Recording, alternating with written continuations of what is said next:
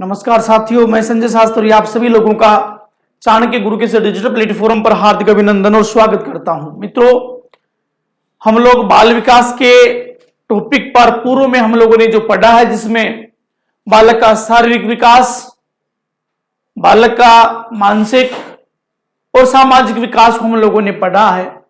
अब मैं आपको जो पढ़ा रहा हूं जिसमें है बालक का सांवेगिक विकास। बालक का सांवेगिक विकास, सबसे पहले शब्द हमारे सामने आता है कि सर संवेग क्या है। संवेग, यहां देखिएगा संवेग, संवेगों का मित्रों संबंध हमारी किससे होता है? भावनाओं से होता है। संवेगों का संबंध कहां से होता है? भावनाओं से होता है। जबकि मित्रों संवेग जिस प्रकार से अनेक प्रकार के होते हैं जो हमारी भावनाओं को व्यक्त करते हैं, ये एक भावनाओं को व्यक्त करने का एक जरिया है जिसे हम संवेग कहते हैं। ये इमोशन का अंग्रेजी का हिंदी रूपांतरण है संवेग, जो कि लैटिन भाषा के इमोवेयर से बना है। इमोवेयर शब्द से बना है और इस शब्द का जो शाब्दिक अर्थ है वो है उत्तेजित होना। क्या है? उत्तेजित होना। यानी जो संवेग होते हैं उनका सीधा संबंध भावनाओं से होता है, भावनाओं को व्यक्त करने का तरीका होता है संवेग। ये संवेग इमोशन का हिंदी रूपांतरण संवेग इमोवियर शब्द से बना है, जो लैटिन लैंग्वेज का है, जिसका अर्थ है उत्तेजित होना। जिसका क्या अर्थ है? उत्तेजित होना। अब देखिएगा मित्रों संवेग क्या है।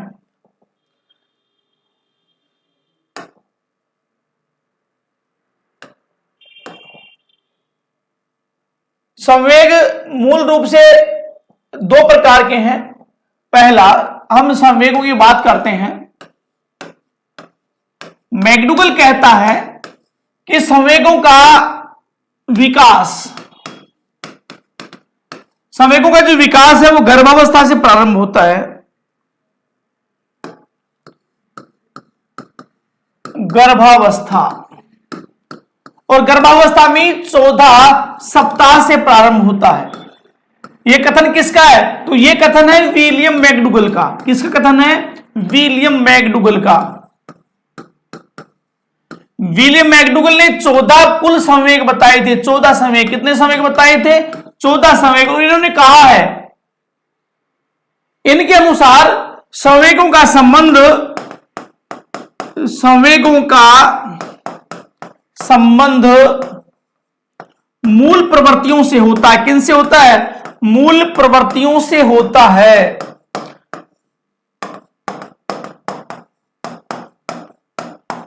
मूल प्रवृत्तियां क्या है? तो मूल प्रवृत्तियां सहज वो क्रियाएं हैं जिसको आदमी जन्मजात लेकर के आता है, वे सारे के सारे कार्य होंगे मूल प्रवृत्तियां। और इनका सीधा का सीधा संबंध संवेगों का जो होता है वो होता है मित्रों मूल प्रवृत्ति से।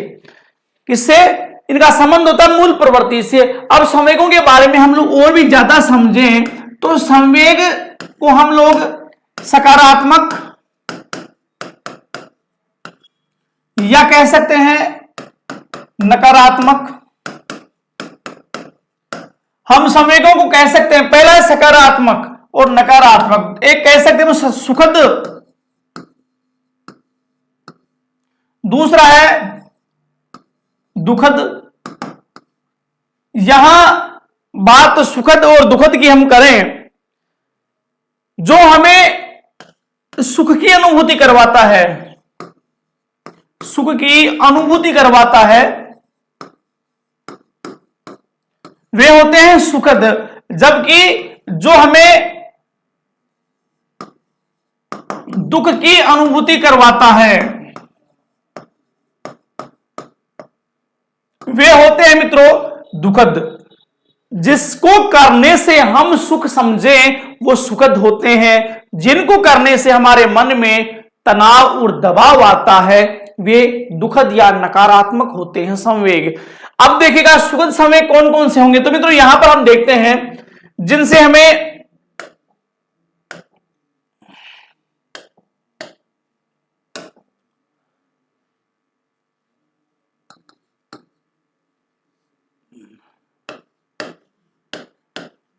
सुखद और दुखद संवेग। यहां देखना, दुखद में पहले भय, क्रोध, काम, चिंता और दंड, जबकि दुखद में हम देखते हैं, सुखद में हम देखेंगे प्रेम, वात्सल्य, प्रशंसा,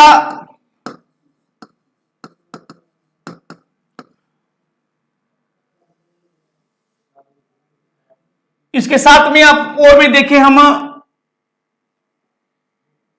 फिर प्रेम, वात्सल्य, हर्ष, खुशी, अनुराग, ये क्या है? ये सारे के सारे वे हैं जिनको करने से हमें सुख की अनुभूति होती है। मैकडूगल ने 14 बताए हैं और इन्होंने कहा है कि संवेगों का सीधा संबंध किनसे होता है? मूल प्रवृत्तियों से होता है। तो अब आगे देखिएगा, सामग्रिक विकास में इमोशन शब्द की उत्पत्ति इमोवेयर शब्द से हुई है, जिसका अर्थ है उत्तेजित होना। अब हम देखते हैं विशेषताएं, संवेग कैसे होते हैं, संवेग क्या होते हैं। मित्रों, संवेगों का जो विकास है ना, वो तीव्र होता है। संवेग तीव्र होते हैं। ये व्यक्ति को, जब हम किशोरावस्था में आएंगे तो संवेगों का तीव्र विकास व्यक्ति को आत्महत्या करने के लिए मजबूर कर सकता है, घर से पलायन करवा सकता है। यह संवेगों का तीव्र विकास है। सार्वभौमिक व व्यापक होते हैं। सार्वभौमिक और व्यापक से मतलब होता है कि ये प्रत्येक व्यक्ति में पाए जाते हैं। किसमें? ये प्रत्येक व्यक्ति में पाए जाते हैं, प्रत्येक व्यक्ति में होते हैं। दूसरा है शारीरिक व मानसिक स्थिति में परिवर्तन कर देते हैं। संवेगात्मक स्थिति यदि किसी की बढ़िया है तो उसका मानसिक और शारीरिक विकास बढ़िया होगा। यदि अनियंत्रित है, अस्थिर है, तो प्रभावित होगा उसका मानसिक विकास, प्रभावित होगा उसका शारीरिक विकास। सुखात्मक और दुखात्मक ये प्रकृति है, जो सुख भी होते हैं, सुखद भी होते हैं, और संवेग दुखद भी होते हैं। संवेगों का संबंध अभी मैं बता रहा था किनसे होता है? मूल प्रवृत्तियों से। यह कथन किसका है? यह मैकडूगल कहता है। यह बात, संवेग अंतर्मुखी होते हैं। क्या होते हैं? संवेगों की प्रकृति कैसी होती है? आंतरिक प्रकृति होती है संवेगों की। बुद्धि कल्पना संवेगों में मित्रों ये महत्वपूर्ण बात है, निषेधात्मक संबंध होता है। क्योंकि कई बार बालक पूर्वाग्रह से ग्रसित होता है, हम उसके बारे में क्या मालूम, क्या क्या प्लानिंग कर लेते हैं, क्या सोच लेते हैं।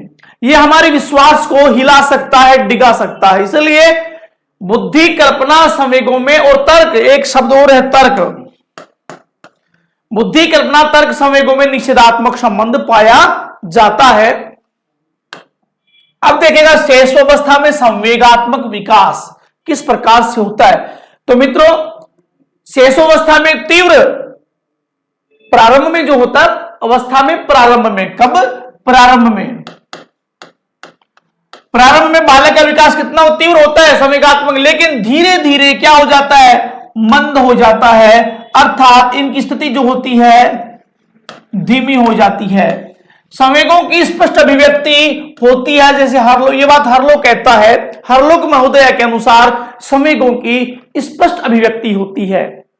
संवेग साफ और क्लियर दिखाई देते हैं, चाहे वो क्रोध हो, चाहे वो गुस्सा हो, घृणा हो, चाहे वो नफरत हो, वो हम लोगों के सामने हमें दिखाई देती है। इसलिए हरलोक महोदय कहती हैं कि संवेगों की स्पष्ट अभिव्यक्ति होती है। ये हिंसात्मक, शेषावस्था में हम देखते हैं बालक में हिंसात्मक प्रकृति होती है, उसके संवेग हिंसात्मक होते हैं, जैसे चिल्लाना, रोना, चिल्लाना या ज्यादा गुस्सा आने पर वो काट भी सकता है। इसलिए हम कह सकते हैं कि शेषावस्था में संवेगों की हिंसात्मक अभिव्यक्ति होती है। ये जो कथन है, ये जो कहना है, ये कहना है ब्रिजेश महोदय का। किसका है? ब्रिजेश के अनुसार जन्म के समय बहुत ज्यादा उत्तेजना बालक में पाई जाती है। उत्तेजना आप उसे क्रोध से समझें, उत्तेजना आप उसको काम से समझें, उत्तेजना उसे आप हर्ष या खुशी से समझें। 6 माह का बालक जो होता है उसके मन में प्रेम, भय और क्रोध होता है। भय, जबकि 3 माह का बालक है, 3 माह में क्या रहेगा? भय, प्रेम और क्रोध। जबकि 6 माह में हम देखते हैं प्रेम, भय, क्रोध और घृणा और पैदा हो जाती है। 12 माह के बालक में उल्लास और अनुराग, खुशी व्यक्त करना प्रारंभ कर देता है। 18 माह के बालक में इनके साथ साथ में 2 संवेग और पनपते हैं जिन्हें ईर्ष्या और क्रोध कहते हैं। 24 माह का बालक अर्थात 2 वर्ष का बालक, आनंद और खुशी नामक संवेग उसमें पनप जाते हैं, विकास उनका हो जाता है। तो ये बात कर रहे थे ब्रिजेश महोदय के अनुसार 2 वर्ष की। कब की? 2 वर्ष की, जिसमें मूल संवेग कौन कौन से होते हैं? भय, प्रेम, क्रोध, घृणा, ईर्ष्या। ये संवेग बालक में सर्वाधिक शेष अवस्था में पाए जाते हैं। शेष अवस्था में संवेगों की जो स्थिति होती है वो कैसी होती है? अस्थिर होती है। नियंत्रित में होते हैं लेकिन अस्थिर होते हैं, हिंसात्मक प्रवृत्ति होती है। शुरुआत में बहुत तेजी से विकास करते हैं लेकिन बाद में धीरे धीरे विकास होना प्रारंभ हो जाता है। आगे देखिएगा बाल्यावस्था में संवेग कैसे पनपते हैं। तो बाल्यावस्था को हम लोगों ने माना 6 से 12 वर्ष, और बाल्यावस्था में जो संवेग हैं स्थिर होते हैं और निश्चित होते हैं। बाल्यावस्था में संवेग स्थिर और निश्चित हो जाते हैं। ये संवेग अब ज्यादा पनप नहीं रहे क्योंकि बालक की स्थिति ऐसी बनी हुई है वो संवेग अपना व्यक्त कर नहीं सकता, क्योंकि उसके ऊपर सर्वाधिक प्रभाव जो है विद्यालय परिसर का और शिक्षक का होता है। एक बालक के ऊपर सर्वाधिक प्रभाव शिक्षक और विद्यालय का होता है। वो मित्रों इस अवस्था में आते आते एक बालक अपने उपनाम से पुकारना उसके लिए उसे अच्छा नहीं लगता। उपनाम से पुकारना उसे पसंद नहीं है, क्योंकि बालक यदि आप उपनाम विद्यालय परिसर में उपनाम से बोलेंगे वो चिढ़ जाएगा, और उसको चूमा जाना उसे पसंद नहीं है। बालक यदि आप चूमने का प्रयत्न करेंगे वो झल्लाएगा, वो गुस्से में आ जाएगा। अब बाल्यावस्था में संवेग कौन कौन से मूल संवेग होते हैं? तो होता है भय, क्रोध, भय, ईर्ष्या, उत्सुकता, हर्ष, दुख और अनुराग। ये बाल्यावस्था के मुख्य संवेग हैं। यहां पर संवेगात्मक जो स्थिर होता है उसका स्थिर होते हैं मगर नियंत्रित होते हैं,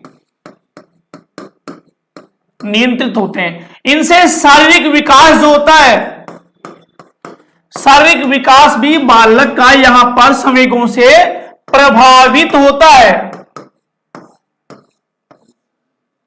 क्योंकि बालक यदि ज्यादा गुस्सा करेगा तो कमजोर हो जाएगा। यदि बढ़िया उसको हंसी खुशी का माहौल घर में रहेगा तो बालक का शारीरिक विकास और मानसिक विकास बहुत बढ़िया होगा। आगे चलता हूं मैं मित्रों। अब बात करते हैं किशोर अवस्था में। किशोर अवस्था में संवेगों के जो विकास होता है, हमने 12 से 18 किशोर अवस्था को माना है। तो किशोर अवस्था के हम देखते हैं चरम सीमा पर बालक का जो विकास, संवेगात्मक विकास चरम सीमा पर होता है। बालक में नेतृत्व गुण भी चरम सीमा पर होते हैं। सामाजिक भावना का विकास भी चरम सीमा पर यदि होता है तो सारे किशोर अवस्था है। यहां पर इस अवस्था में बालक का सांवेगिक जो विकास है वो चरम सीमा पर होता है। सर्वाधिक अस्थिर और अनियंत्रित होते हैं। क्या होते हैं? अस्थिर और अनियंत्रित। यही वो समय है जब बालक पलायन करने लगता है, यही वो समय बालक आत्महत्या करने लगता है। इस अवस्था में क्योंकि बालक में संवेग क्या है? अस्थिर होते हैं और अनियंत्रण में होते हैं, अनियंत्रित होते हैं। वो खुद भी समझ नहीं पा रहा कि मुझे क्या करना है या मैं क्या करूं, वो खुद भी समझ नहीं पा रहा। चरित्र निर्माण में सहायक होते हैं, चरित्र निर्माण में सहायक होते हैं। यदि बालक का सांवेगिक विकास बढ़िया है, स्थिर है, अनियंत्रित नियंत्रण में, उसका नियंत्रण में है, तो यहां पर बालक का चरित्र का निर्माण भी बढ़िया तरीके से होगा। यदि बालक के चरित्र निर्माण में संवेगात्मक भूमिका माने तो यदि उसके संवेग अनियंत्रित और अस्थिर होते हैं तो चरित्र निर्माण में बाधा बन जाते हैं। क्या बनेंगे? चरित्र निर्माण में बाधा बन जाते हैं। भाषा विकास में सहायक होते हैं। यहां पर बालक कुछ सीखने का प्रयत्न करेगा। क्या करेगा? सीखने का प्रयास कर रहा है। ये जो सीखने का उसका प्रयास है उसका माध्यम भाषा है। तो संवेगात्मक दृष्टि से बालक का भाषा का विकास भी बढ़िया होगा। या अमूर्त संवेग होते हैं। किशोरावस्था में संवेग कैसे होते हैं? अमूर्त। अमूर्त संवेगों का मतलब हम देखते हैं चिंतन करना। चिंतन बालक कर रहा है। यदि क्रोध भी करेगा तो क्रोध का कारण प्रेम जो करेगा, प्रेम,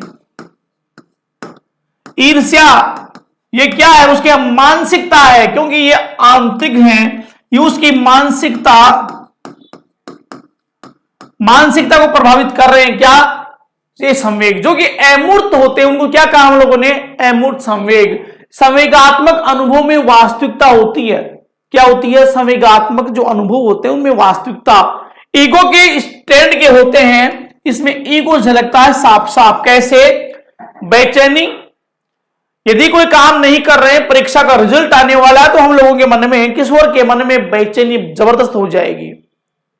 बेचैनी जबरदस्त हो जाएगी और दीवा स्वप्न देखने लगेगा।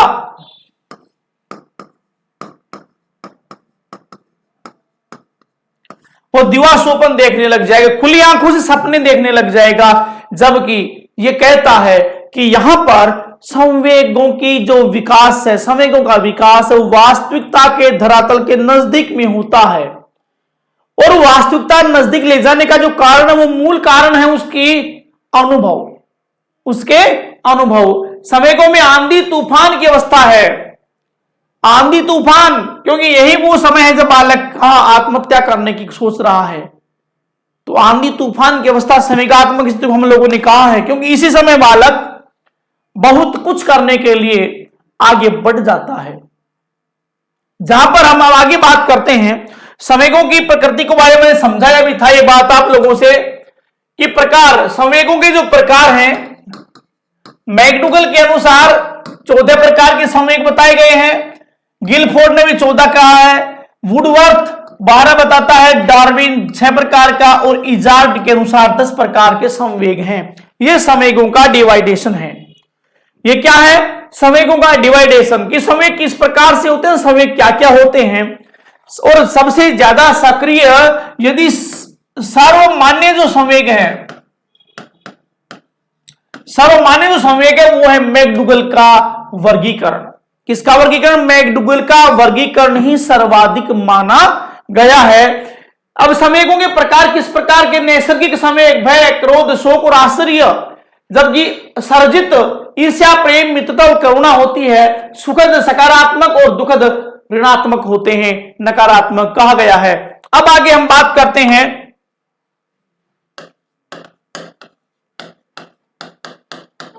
संवेगात्मक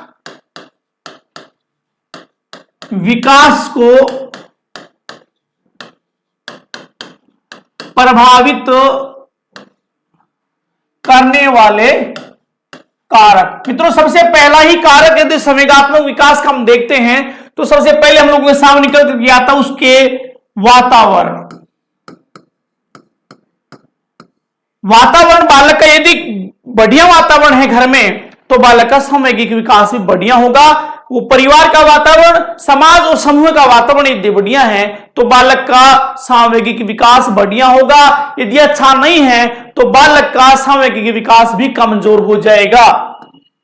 दूसरा, माता पिता का व्यवहार।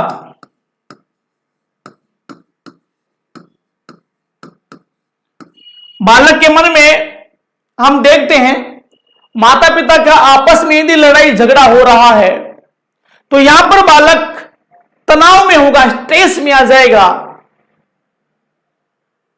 और वो तनाव जो है बालक के सामूहिक विकास को अस्थिर कर देगा। बालक के मन में तनाव बना रहेगा और मूल रूप से उसके जो और संवेगों का विकास होना है वो प्रभावित होगा, बाधा हो जाएगा। दूसरी है नंबर 3 पर मैं बात करूं उम्मीद। या कहे अपेक्षा।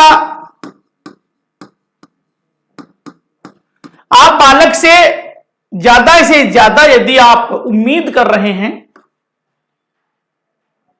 आप यदि बालक से ज्यादा अपेक्षा करते हैं, तो ये अपेक्षा के चक्कर में बालक के मन में एक शब्द होगा दबाव, और दबाव में जब बालक आ जाता है तो बालक का व्यक्तित्व का जो विकास होना है, संवेगात्मक विकास होता है, वो बिखर जाता है। आगे हम देखते हैं नंबर 4 पर बात करते हैं उसके सामाजिकता। उसको प्रभावित करती है उसका खान पान, उसको प्रभावित करती है उसकी खुद की स्वयं की इच्छा शक्ति,